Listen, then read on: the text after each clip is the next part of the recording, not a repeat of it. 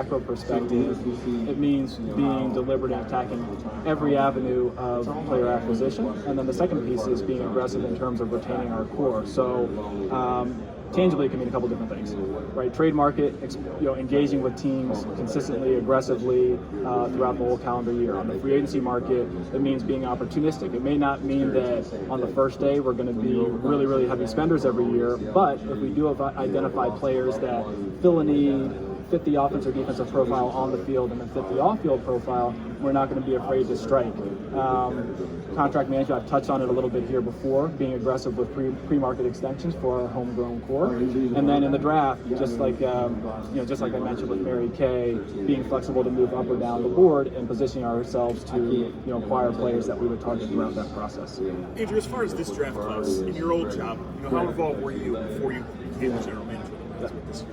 You're really very involved in the draft in every role that I've had, really throughout the NFL. So. Odell gets painted as an individual quite a bit. How sure are you that he can, from your conversations with him, that he can fit your culture? Yeah, Odell's a very talented football player. We view him as part of our future. Kevin and I have both had really good conversations about our expectations for him, and we expect him to adapt to those moving forward. So we're excited about the future with Odell, excited about what he's going to do this fall. You talk about being flexible while moving up or down. I know the philosophy is that the more picks you get, the better chance you have. So is it tougher? Is it more difficult for you maybe to trade up philosophically than it would be to trade down and acquire extra picks? I guess philosophically, I'm really down to acquiring the best players possible, the best fits for our organization. So for me, not necessarily. Look, we're going to be strategic and we're going to be thoughtful with any decision that we would make on the board, but that doesn't mean it's going to hamstring us just in moving one direction. When it comes to acquiring players, I know in Philadelphia they're very aggressive about trading guys.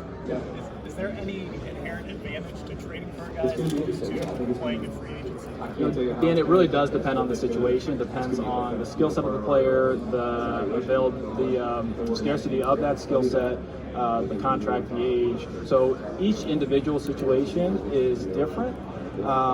But to limit ourselves to just free agency or just trades, that would be foolish from my perspective. Do you think that in general the trade market in the NFL is still a little slow to catch up? I actually think it's actually been pretty pretty robust over the past few years, especially you've seen over the past couple of years like more higher end trades, whether it's Jalen Ramsey or Frank Clark or Khalil Mack a couple of years ago. So I actually think the league as a whole is really engaging in the trade market probably more aggressively than they have been over the last couple of years. Good.